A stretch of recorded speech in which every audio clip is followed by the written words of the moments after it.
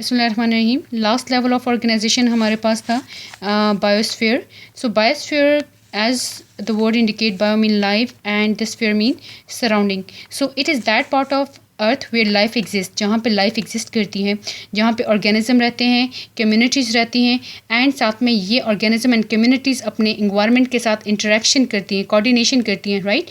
सो ये आपके पास ये क्या बना देते हैं, अर्थ, राइट। अब हमारे पास यहाँ देखिए जो बायोस्फीयर है, अब लाइफ जो है इसके बायोस्फीयर के हमारे पास थ्री मेजर हमने इसको डिवीजन में हमने डिवाइड किया है कि इसके थ्री मेजर पार्ट्स हैं कि one is lithosphere, another is hydrosphere and third one is atmosphere. So lithosphere is the solid part of अर्थ जहाँ पे लाइफ एग्जिस्ट करती है।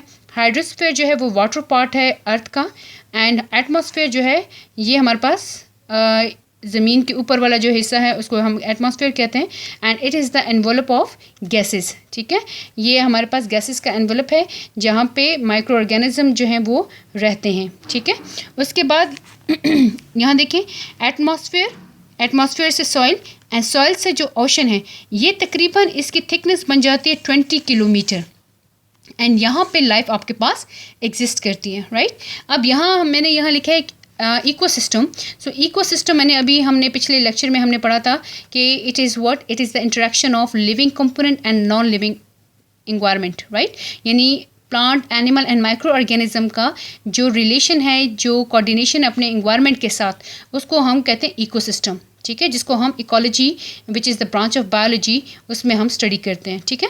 तो इसमें एग्जांपल मैंने आपको इकोसिस्टम की यहाँ लिख लें ताकि आप लोग थोड़ा सा कंफ्यूज ना हो। सो पॉन्ड इकोसिस्टम है, ठीक है। अब पॉन्ड इकोसिस्टम, अब ये क्या है, ये हाइड्रोस्फीयर में आता है ना, ठीक है। अब पॉन्ड में आपके पास क्या है कि यहाँ पे ऑर्गेनिज्म है जहाँ पे प्लांट्स भी हैं, एनिमल्स भी हैं, माइक्रो ऑर्गेनिज्म भी है, वाटर भी है, यहाँ ऑक्सीजन भी है, ठीक है। सो ये आपके पास एक क्या बना देता है, पॉन्ड इकोसिस्टम। इसी तरह फॉरेस्ट इकोसिस्टम जो है, फॉरेस्ट में हमारे पास प्लांट भी हैं, एनिमल्स भी हैं, ठीक है, माइक्रो ऑर्गेनिज्म भी हैं, क्लियर। वहाँ ज़्यादा जंगल हैं तो ये जंगलात जो हैं जहाँ पे ज़्यादा प्लांट्स हैं तो इसलिए हम इसे कहते हैं फॉरेस्ट इकोसिस्टम, ठीक है, जो कि मोस्ट कॉम्प्लेक्स है। उसके बाद ग्रास लैंड इकोसिस्टम मीन कि जहाँ पे सिर्फ ओनली ग्रासेस पाए जाते हैं, एंड एनिमल्स भी हैं, ज़ाहिर है वहाँ हॉर्सेस वगैरह होंगे जो ग्रास पे फीड करते हैं, एंड माइक्रो ऑर्गेनिज्म भी, एंड साथ में इनवर्टिब्रेट्स, स्नेल वगैरह ये चीज़ें भी वहाँ होती हैं। सो यहाँ इस तरह there are so many example we have of an ecosystem. So ये सारे मिल के आपके पास क्या बनाते हैं, आपके पास बायोस्फीयर लेवल को कंस्टिट्यूट करते हैं, क्लियर हो गया। So let's revise the whole topic which is organisation. हमारे पास ऑर्गेनाइजेशन लेवल था लाइफ का। सो उसमें हमने मैटर को स्टडी किया, उसके बाद फिर हमने एटम को स्टडी किया, एंड देन हमने एलिमेंट्स पढ़े, ठीक है।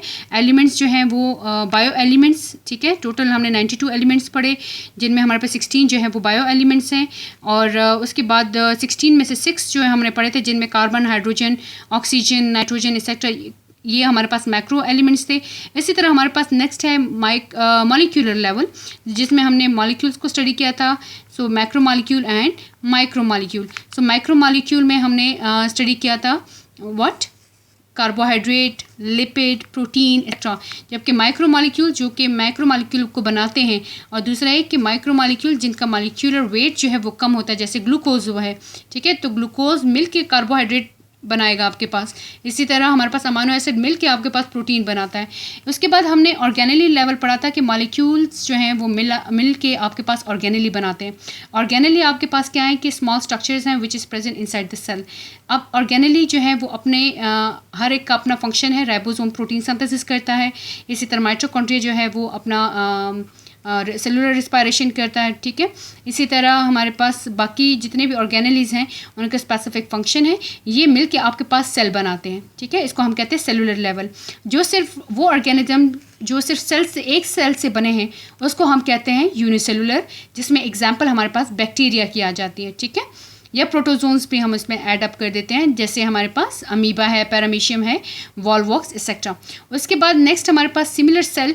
अब जैसे यूनिसेलुलर से ज़ाहिर लाइफ कॉम्प्लेक्स होती जा रही है, वो मल्टी सेलुलर की तरफ जा रहे हैं, तो उनके अंदर सिस्टम भी हमारे पास कॉम्प्लेक्स होता जाएगा।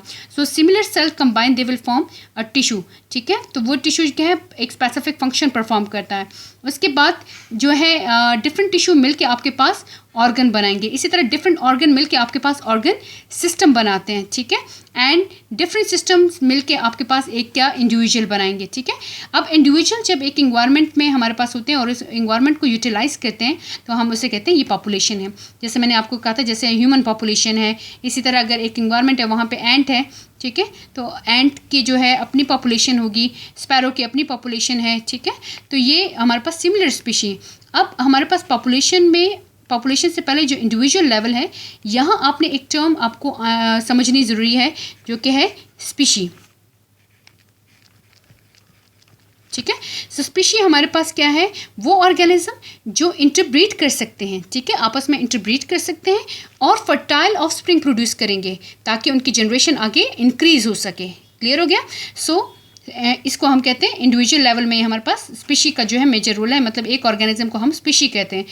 उसके बाद नेक्स्ट सिमिलर स्पीशी मिलके आपके पास पॉपुलेशन बनाते हैं एंड डिफरेंट पॉपुलेशन मिलके आपके पास कम्युनिटी बनाते हैं। फॉर एग्जांपल आप एग्जांपल ले लेते हैं कि अगर हम कोई स्कूल के भी, जैसे मैंने एग्जांपल आपको प्रीवियस लेक्चर में दी थी, तो वहाँ पे आप वो कम्युनिटी आप कह सकते हो। वहाँ पे आपके पास ह्यूमन पॉपुलेशन भी है, वहाँ पे आपके पास प्लांट्स भी हैं, वहाँ पे आपके पास इंसेक्ट्स भी आते हैं, हर एक अलग अलग पॉपुलेशन है, राइट।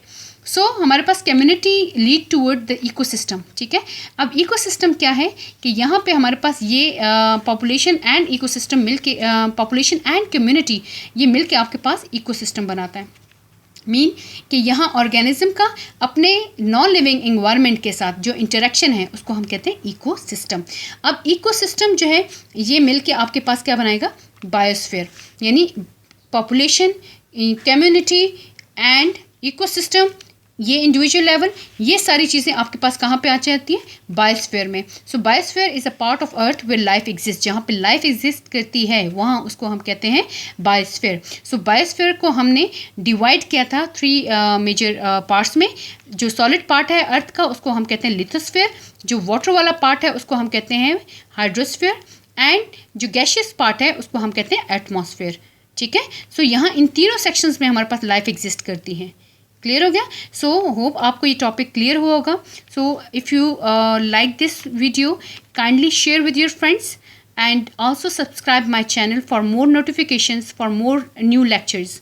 एंड कमेंट्स में मुझे बताएं कि आपको मेरा पढ़ाने का तरीका कैसा लग रहा है और मुझे क्या चेंजेस लानी चाहिए जो आपके लेवल तक जाके आपको मेरा टॉपिक क्लियर हो जाए। Thank you.